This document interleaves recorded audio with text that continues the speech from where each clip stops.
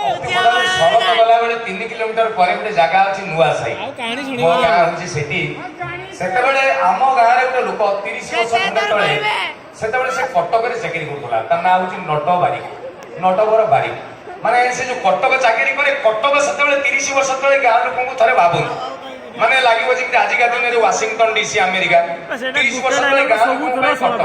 ସିଏ ବି ଯୋଉ ନଟ ବଟ ବାରିକ, ଯେ ନଟ ବାରିକ, ସିଏ ପ୍ରତି ବର୍ଷ କଟକରେ ରହିବ, 2 ମାସ ଗାଁକୁ ଆସିବ। ସେ 2 ମାସ ଯୋଉ ଗାଁରେ ରହିବ, ରଗଡ ଖାତିରେ ଗାଁ ଲୋକ କହିବେ ନଟ ଭାଇ କଟକ, କଟକ ନଗର ଧବଳ ଧବଳ, ଏମିତି ଆମେରିକା କାନାଡା।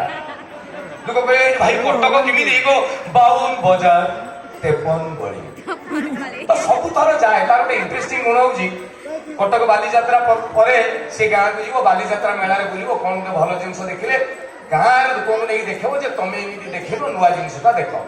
କେତେବେଳେ ସାର୍ଟ ପିନ୍ଧିକି ଯାଇଥିବ, ଏଡେ ଏଡେ ଫୁଲ, ଗାଁ ଲୋକ କହିବେ କିରେ ନଟ, ଏଟା ତ ସ୍ତ୍ରୀ ଶାଢୀରେ କରିଦେଇଛି, କଣ ଫୁଲ ପଡିଛି?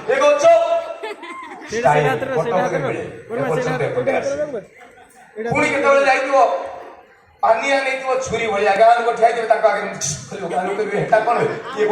ପାନିଆ, କଟକରେ ମିଳେ ଛୁରୀ ପାନିଆ, ଏପର୍ଯ୍ୟନ୍ତ ଆସିନି। କେତେବେଳେ ଟୋପି ପିନ୍ଧିକି ଯାଇଥିବ 7 ରଙ୍ଗର, ବିଭିନ୍ନ ପ୍ରକାର ଜିନିଷ ନେଇକି ଯିବ, ଗାଁ ଲୋକ ଯୋଉଗୁଡା ଦେଖିନଥିବେ, ଇଏ ଦେଖେଇବ କଟକରେ ମିଳେ ଖାଦ୍ୟ।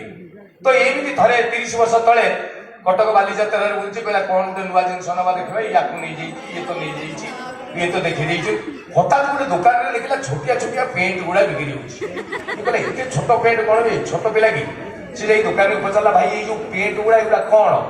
ସେ ଦୋକାନୀ କହିଲା ଏଇଟାକୁ ଚୋରି ବୋଲି କହ। ଇଏ କହିଲା ଏଇଟା ନୂଆ ଜିନିଷ ଜାଣିଗଲି।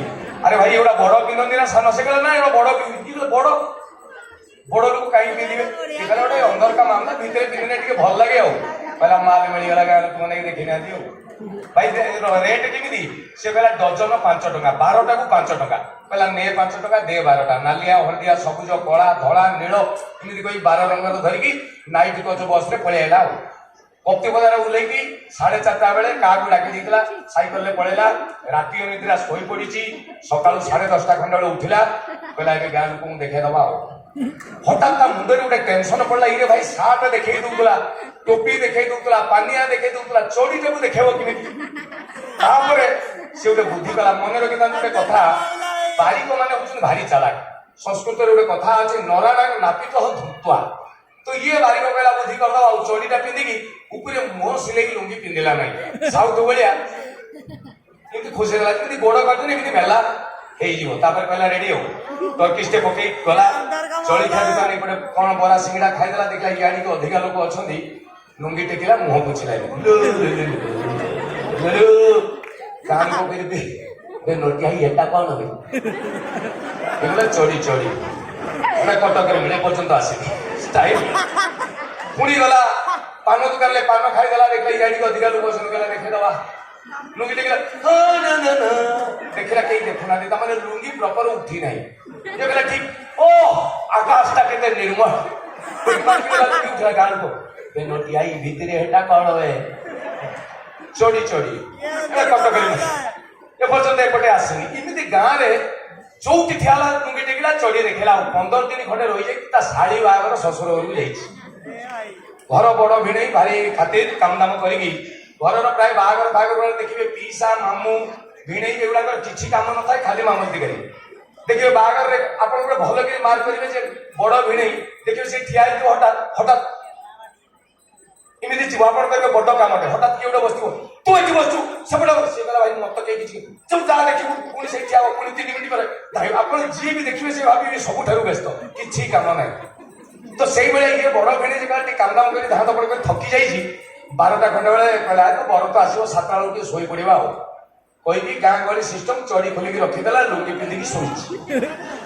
ସନ୍ଧ୍ୟା 7, ତା ଶ୍ୱଶୁର ଆସିଲେ, କହିଲେ ଏ ଛୁଆ ତମେ ଉଠୁନ, ତମେ କଣ ଆଗେ ଖିଆ ପିଆ କଲେ ବରଯାତ୍ରୀ ଆସିଲେ ଦବ? ହଁ ହଁ ବାପା କହିକି ଉଠିକି ପଳେଇଲା, ଖାଲି ଲୁଙ୍ଗି ଚଢି ଏଠି। ଆଚ୍ଛା ଏଇଠି ଗାଁ ଟାଉନ କଥା ଯଦି କହିବି, ଆକ୍ଚୁଆଲି ଆଜିକା ଦିନରେ ଆଉ ଗାଁ ନାହିଁ, ସବୁ ଗାଁ ଗୁଡା ସହର ହେଇଗଲାଣି। ଗାଁ କହିଲେ ମତେ ଲାଗେ ରାତି 9ଟା ବେଳକୁ ଲୋକ ଲଣ୍ଠନ ଲିଭେଇକି ଶୋଇ ପଡିବେଣି, ରାତି 2ଟା ବେଳକୁ 2 ଥର ମୂର୍ତ୍ତିକୁ ଉଠିବେଣି, ସେଇଟା ହଉଛି ଗାଁ।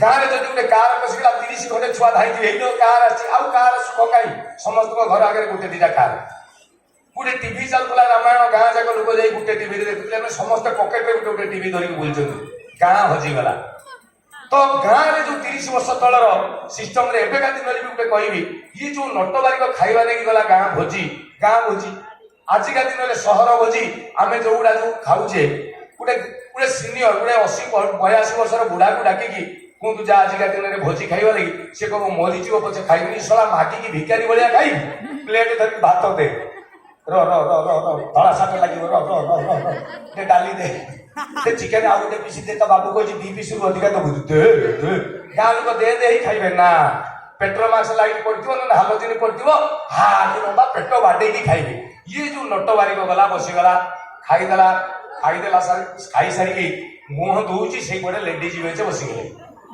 200 ଲେଡିଜ ବେଞ୍ଚ କାଳେ ବସିଗଲେ କିଏ ଗଲା ମିଳିଗଲା ଦେଖେଇଦବା ଆଉ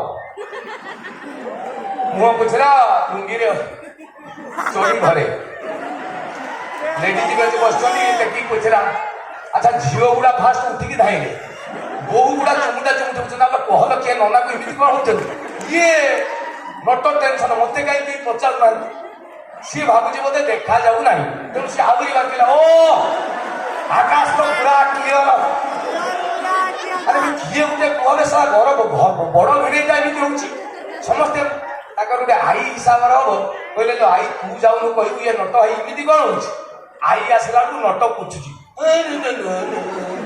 ଆଈ ଆସି କହିଲା ଇଏ ଛୁଆ କଣ ଇଏ କହିଲା କଣ ଚିକେନ ରନ୍ଧା ବଢିଆ ଇଏ କହିଲା ନା ସେ ବରଯାତ୍ରୀ ବାଜା ଶୁଣିଲାଣି ଆସି କିଛି ଇଏ କହୁଛି କ୍ୱେଶ୍ଚନ କ୍ଲିୟର କର ଏଇଟା କଣ ମୁଁ ପଚାରିଲେ ମୁଁ କହିବି କଟକରେ ମିଳେ ଲାଷ୍ଟକୁ ଆଈ କହିଲା ଇଏ लो ଆଈ ତୁ ଯାହା ପଚାରିବା କଥା କ୍ଲିୟର ପଚାରୁନୁ ଆଈ କହିଲା ଇଏ ଛୁଆ ଅଭଦ୍ର ଭଳିଆ କଣ ହଉଛି ଏଟା ଦେଖା ହଉଛି ତାପରେ ନଟ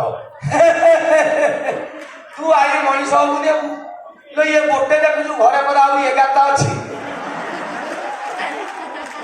ତେବେ ଆଜି ଏଡେ ସୁନ୍ଦର କାର୍ଯ୍ୟକ୍ରମ ମୟୂରଭଞ୍ଜ ମହୋତ୍ସବ ହୀରା ମହାନ୍ତିଙ୍କ କଣ୍ଠରେ ଶୁଣିଲେ ହୀରା